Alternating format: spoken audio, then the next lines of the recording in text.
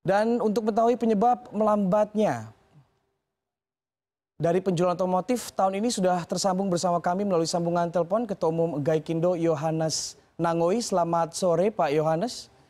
Selamat sore Pak. Ya Pak Yohanes, apa penyebab melemahnya penjualan otomotif? Apakah karena memang tren pada saat Lebaran saja yang memang kalau saya lihat data dari Gaikindo terus menurun pada saat bulan Lebaran, bulan Ramadan dan juga Lebaran, atau justru memang daya beli masyarakat yang saat ini cukup melambat?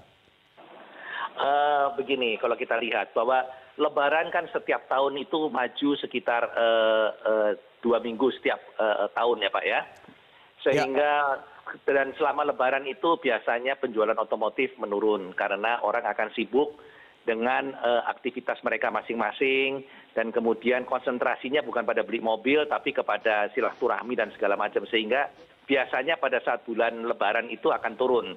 Dan kalau kita bandingkan dengan tahun lalu, sebetulnya sampai dengan akhir bulan Juni penjualan otomotif di Indonesia untuk domestik masih naik sebesar 0,3%, Pak.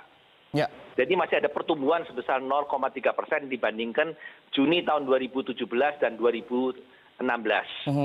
Data ini belum sepenuhnya terkumpul karena masih ada satu merek yang masih belum komplit. Kami perkirakan kira-kira angkanya segitu, itu masih tumbuh sekitar 0,3% lah kira-kira Pak. Oke, kalau kita lihat memang secara 6 bulanan dibandingkan dengan periode yang sama pada tahun sebelumnya itu memang terus meningkat.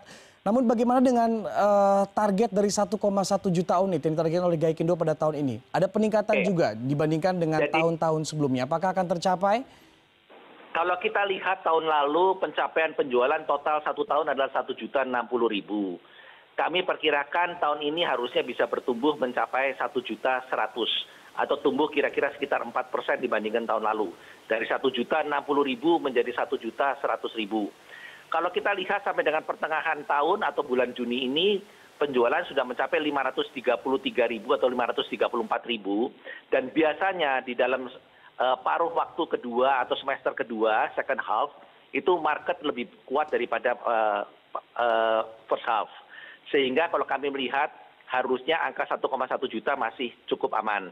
Dan kemudian kita juga lihat pada nanti rencana pada Gaikindo Indonesia International Auto Show yang insya Allah akan kita selenggarakan tanggal 10 sampai 20 Agustus, harusnya akan lebih dari 40 kendaraan akan kita launching, harusnya bisa menambahkan penjualan atau mendongkrak penjualan pertengahan tahun kedua ini Pak. Sehingga 1,1 harusnya masih confidence kami bisa dicapai. Oke, masih confidence, masih percaya diri Pak ya. Apalagi kalau kita lihat dari target pertumbuhan ekonomi ini jauh lebih tinggi dibandingkan dengan pencapaian di tahun 2016 yaitu di angka 5,2%. Sehingga ada sangat optimistis untuk penjualan mampu menembus level 1,1 juta unit.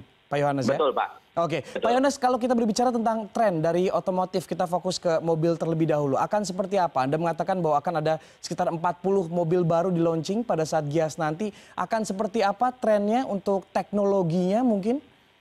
Gini, jadi pemerintah telah mencanangkan untuk kita mulai memasukin era Euro 4. Jadi otomatis mobil, para APM ataupun agen pemegang merek sedang mencoba untuk memperbaiki kondisi ini dengan teknologinya bahwa kendaraan-kendaraan yang akan kita launching dalam beberapa tahun ke depan sudah harus bisa Euro 4 sesuai dengan arahan pemerintah.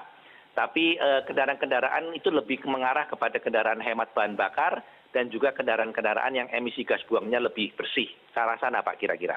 Oke, dari tipe sendiri Pak, apakah sedan atau justru tipe lain yang akan masih menjadi primadona untuk tahun ini?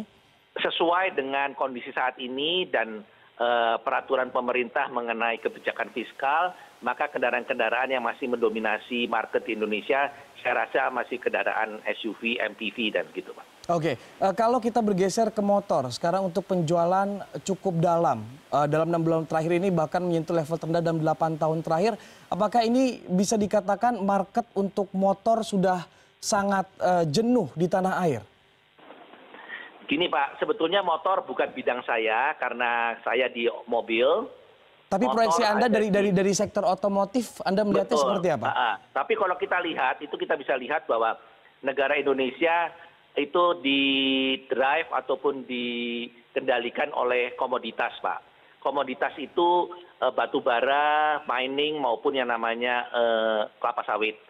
Jadi kalau komoditas ini melemah, otomatis yang namanya pendapatan orang-orang di daerah juga terpengaruh sehingga biasanya itu mempengaruhi penjualan sepeda motor.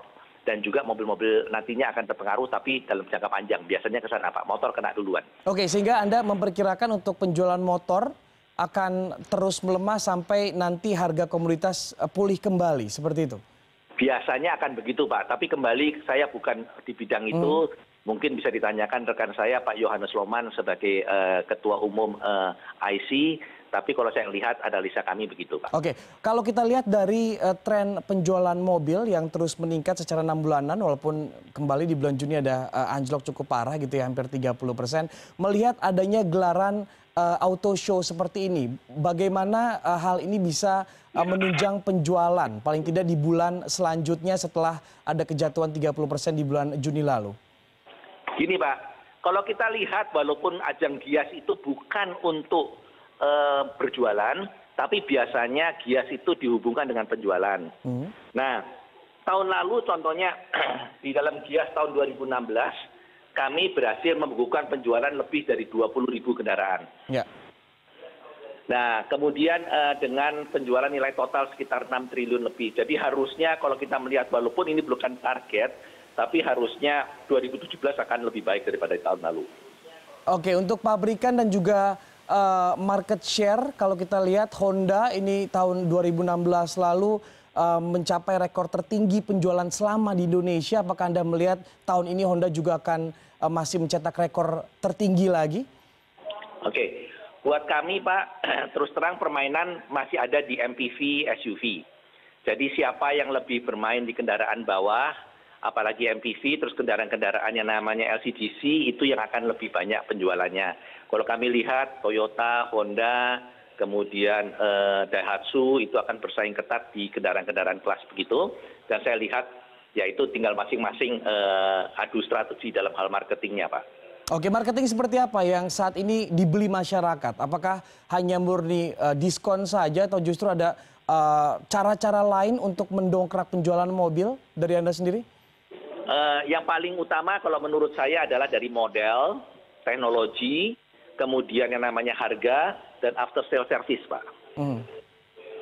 Oke, baik. Terima kasih Ketua Umum Gaikindo sudah bergabung bersama CNN Indonesia Business.